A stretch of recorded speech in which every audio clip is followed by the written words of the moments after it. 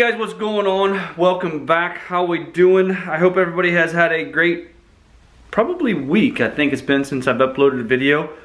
It just has been kind of stupid cold here. That is the only source of heat I have in my garage, and as you can see, I kind of had things moved around. I did get my wife's car back in the garage, and I have the Volkswagen on some little dollies that I purchased at Menards there. These are the wood ones. Now these are rated at 1,000 pounds. Of course I don't have one where the label is turned out. There's a label on this back side right here. And you can't see it like that anyway. Either. Anyway, I don't have it turned, so one of them turned so you can see the label. But it's kind of funny.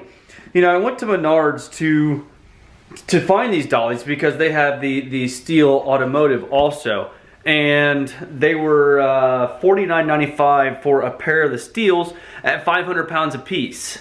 These were $9.99. Now granted, they're wood, but they're $9.99 and they're rated at 1,000 pounds a piece. So to me, that was kind of a no-brainer.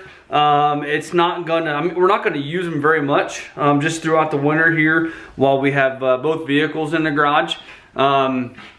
Just trying to get things cleaned up. This is probably all I've had time for. I have not had a day off yet at the county. We had snow all last weekend. We have snow predicted for this weekend. So I'm gonna be working Friday, Saturday, Saturday, Sunday, and probably Monday too. We're supposed to be off for Martin Luther King Day, but we're not probably going to be having it off. We're gonna have to work that day.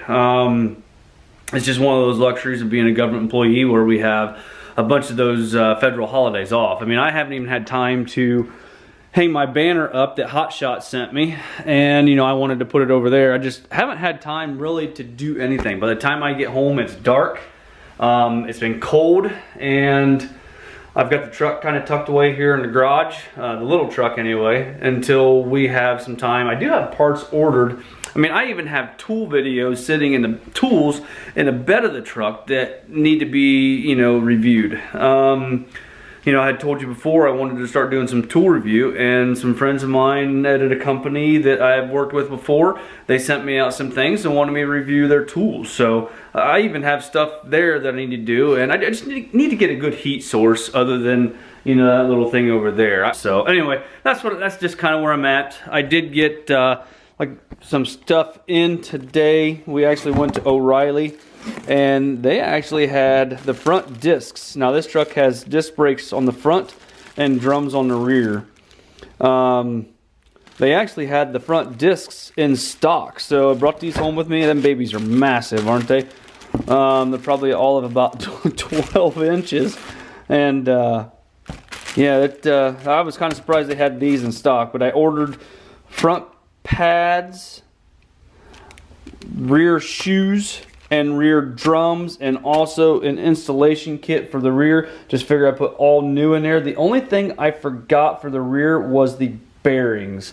Probably gonna want to get those ordered too while I have everything torn apart. Just put new bearings in the rear. Check out the front. The front doesn't have to come apart like the rear does. There's a nut actually on like I told you about. I think I told you before, this is basically like a trailer axle. You pull this off, you pull your lug nuts off, and then you have a dust cap on there, and then you have a castle nut with a cotter pin in it. You pull that off, and then the drums come off, and then you have your inner and outer bearings with dust seals. So yeah, with grease seals. So just should have ordered the bearings too. They're another 40 bucks, but just didn't think about it. And he was also looking at exhaust tips. Believe it or not, this pump is supposed to be turned up just a little bit. We did take it for a little rip last Friday, and drove it probably about 30 miles, I imagine, with no issues at all. If I'd have thought about it, I'd have grabbed my camera and kind of took you guys along for the ride, but by the time I thought about it, we were already probably about 10 miles from home, and I just didn't even think about grabbing a camera. But next time we do, it's gonna be a while now because we put several 1,000 pounds of salt on the road. So it's a clean little truck. So it's kind of tucked away in its own little home right here for a little while, at least till we don't have any snow and we get the roads washed off with some rain. So anyway, I wish I would have grabbed, next time we go, I'll make sure and grab the camera and take it along with us so you guys can go for a ride.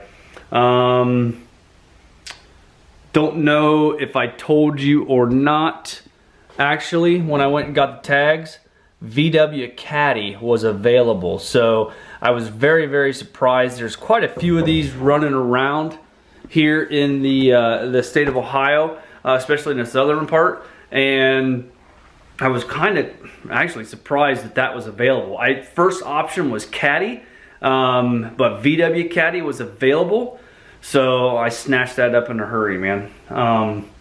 One other part that I did get in for my truck is the guy at work, the friend of mine, he did get, if you remember back when I did the radiator heater core flush, I want to put a 90 on there and get that straight out of the head and put this back towards the heater core. It just makes removing the valve cover and doing lash a lot easier as I drop it. But as we took that straight out of there, if you remember right, it was reduced down, probably to limit the amount of pressure and coolant going to the heater core. So I wasn't able to put this in that night. So I took it to a buddy of mine at work. He has a TIG welder, and he turned a slug to put inside there and then TIGged that outside edge without harming the thread. So I thought that was a pretty good job. Just burned off a little of the anodized black on there, but he just put an 1/8 inch hole in there for now, and I just need to put a little bit bigger hole in there. We'll measure the hole that's in that fitting and do the appropriate size, and then get this put in also. So I'm pretty stoked about that.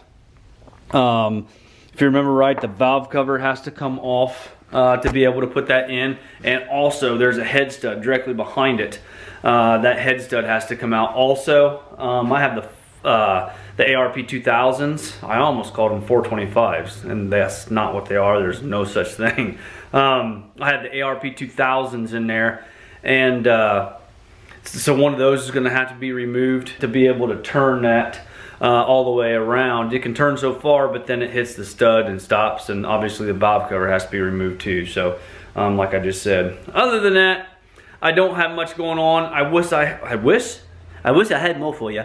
I wish I had some more, but I'm just I've been so stupid busy at the county getting roads cleared. We did not go in early today. We got called in early yesterday morning, and we were early the day before,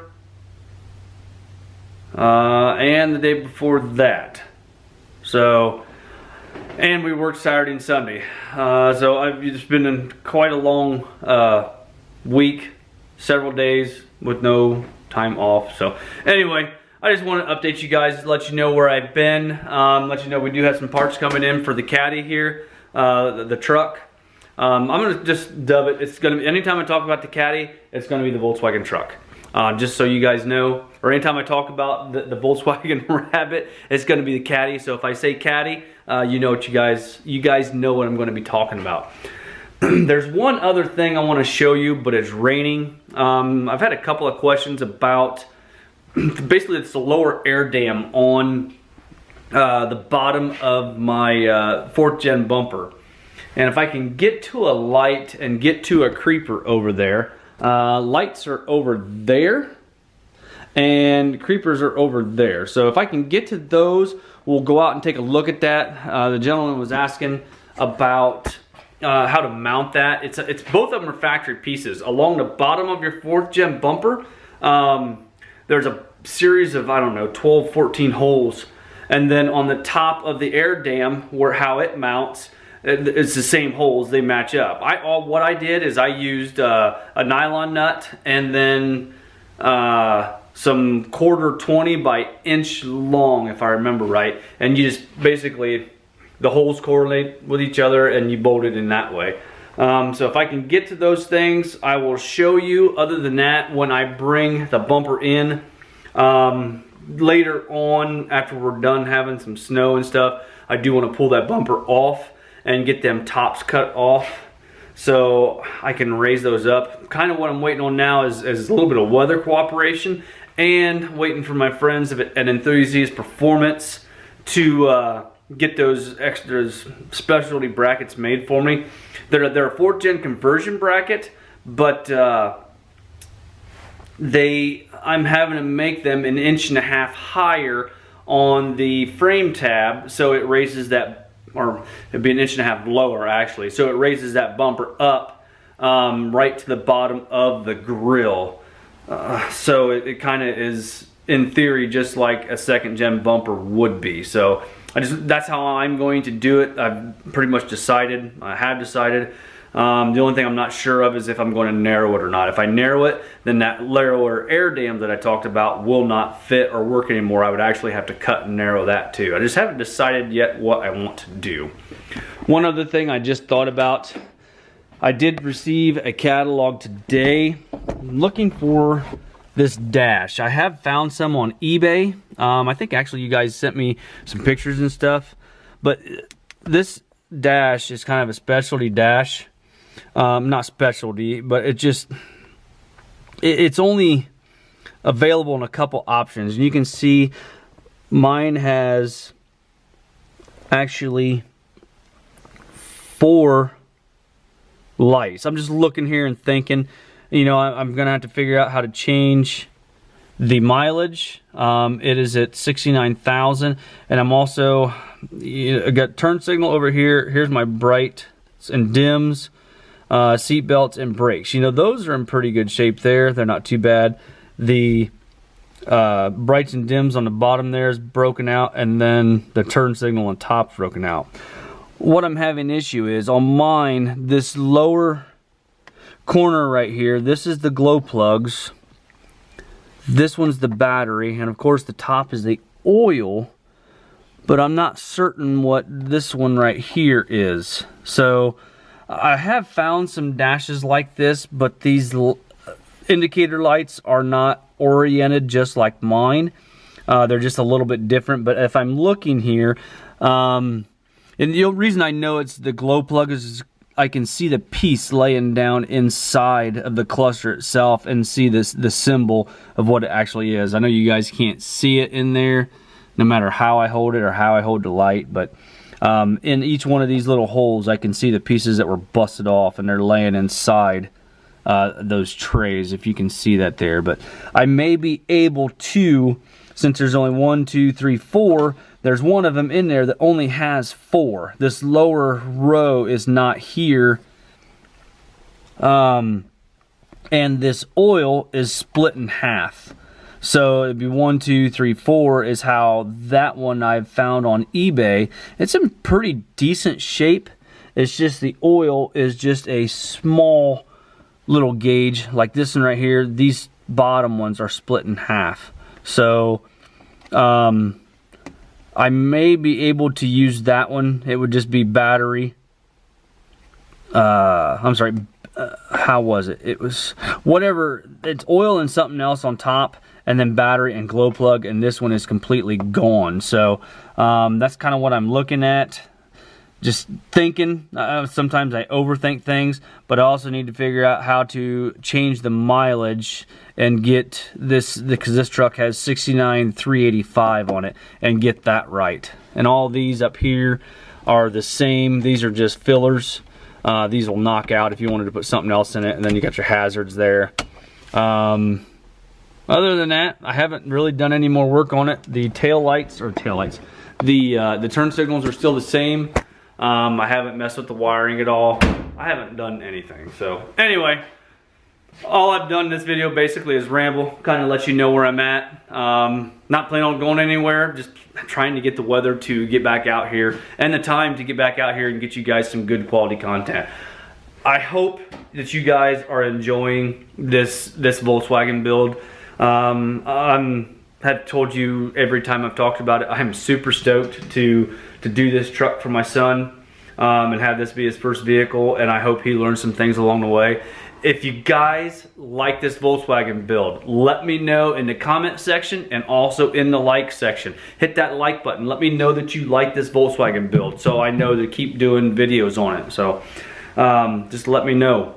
Anyway, guys, that's pretty much all I have. It's raining too hard right now. I'm not going to be able to go out there and show you the gentleman who asked a question about the 4th gen bumper air dam. I will get that on there, I promise. It'll be a lot easier, especially when it's daylight and when the bumper is in, or the bumper is in the garage here. I can show you exactly what I'm talking about. So hit that like button for the Volkswagen build. Let me know that you like these videos. Subscribe if you have not already done so. Become part of the family. Help it grow.